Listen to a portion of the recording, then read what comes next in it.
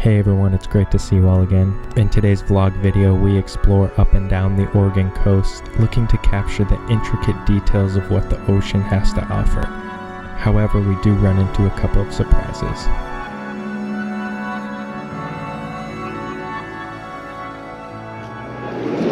Wow, it is a beautiful day, and actually, for it being close to low tide, the tide's actually coming up now, but there are some big waves out there. Oh, like that. I don't know if I got that on camera, but the sun is beautiful tonight. The clouds, I can already tell it's going to be a great sunset. I'm all alone on the beach. There's one person out there, but oh, this is going to be fun. The watercolor looks so nice. I'm glad I found this beach, and I'm near the dunes here on the Oregon coast. I got my trusty Sigma 100 to 400 on me, and we're going to try to capture some of these waves kind of rolling over each other. And wow, the light is just piercing the green and the spray. Wow, this is just awesome.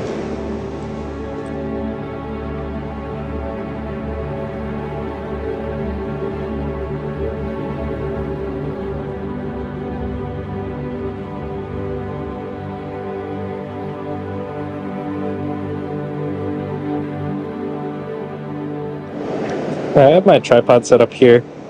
We're going to shoot f9, and to compensate for the we don't even have to shoot f9. We could even go down to I'd shoot 5.6 because everything's going to be out in infinity. I'm going to raise my ISO to maybe 500. Sounds pretty good. Compensate for the high shutter speed because I really want to capture the fine details of the water here, of the waves. So normally you could shoot these handheld and kind of use your eye, but I really like to have the stabilization of the tripod to move around. Wow, look at those waves. Let's go a little bit closer here. There's a little bit more of a, we get even closer to the waves. And literally are just gonna try to capture a wave. There we go, here's one. Come on.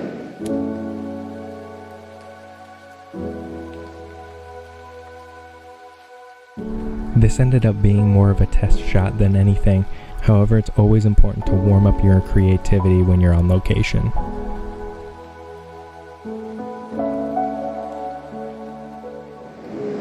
And I'm also using a polarizer, so it kind of cuts out those reflections in the water. Wow, beautiful. So the light is shining over here, it's also shining over there, and there's bigger waves that way. Just hoping some are, I'm kind of sinking into the sand here, but just hope some get big enough to roll over themselves and capture some layers in the water. Unfortunately, with how good the light was, the waves never ended up turning out as big as I'd hoped, so I headed back to the coast the next day. Wow, wow, wow. This is where I was trying to go yesterday. Oh wow, watercolors are way better. The waves are way better. So not only do we have the waves breaking over each other over there, we also have them crashing into the water over here. Wow, wow, wow. I honestly might just start here and just handheld. Yeah, these are way better than what they were yesterday. There's one right there. Look at the color on these waves as well. Awesome. So we're gonna go f9, 1/1000th of a second, and then ISO 400, ISO 500. We're just zooming in all the way to 400. Just trying to see what we can capture.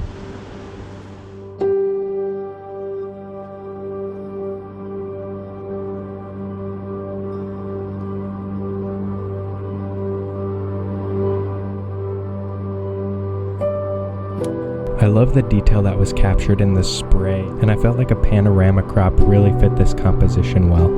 Again, really focusing on the waves curling over each other and splashing, and it's not a very windy day, so we're not getting much spray off the water, but oh, that would have been a good one. Living near the ocean, I've seen so many coastal paintings, and I really wanted to bring that editing style out in these next couple photos.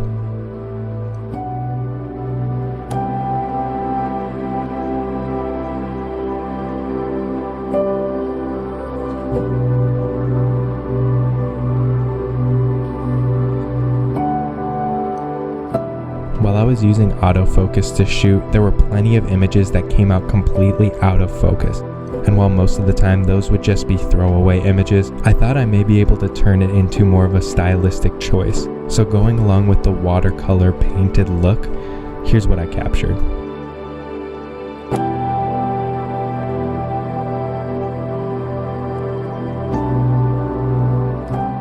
Now to many, if not all of you, this might just be a crappy out of focus image. I really thought this was an interesting take on what would normally be a completely disregarded photo. Let me know what you think.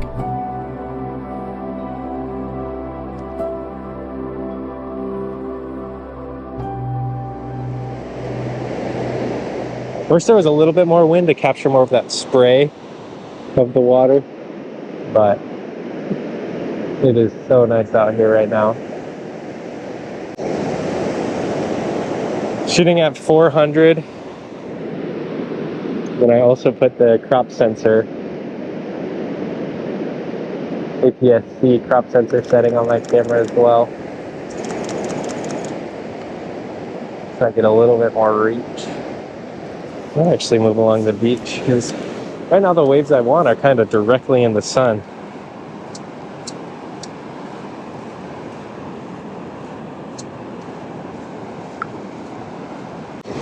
It's really all about moving yourself and watching what's around you.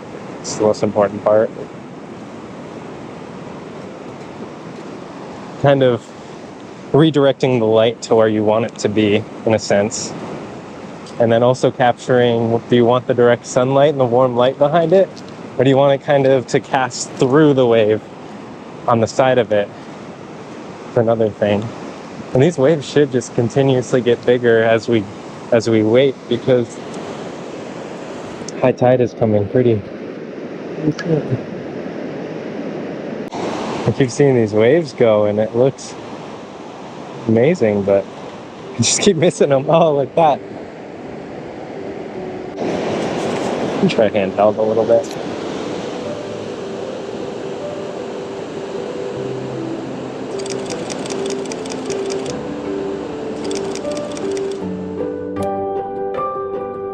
Now between my camera temporarily breaking, my batteries dying, and me just being super unsure of how these shots were going to turn out, there were plenty of setbacks during this trip. But with how beautiful the sunset was, with 2% left on my battery, I really just tried to shoot one sunset wide-angle photo. So after scrambling to a location, here's what I captured.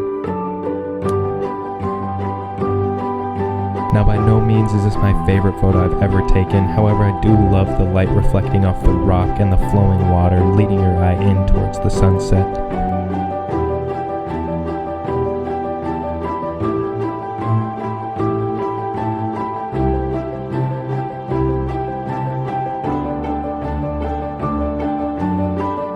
Now this ended up being quite the adventure, however I did have a blast wandering the coast and taking photos, really just relaxing on the beach with my camera, and I think this experience definitely taught me a few lessons about patience as well.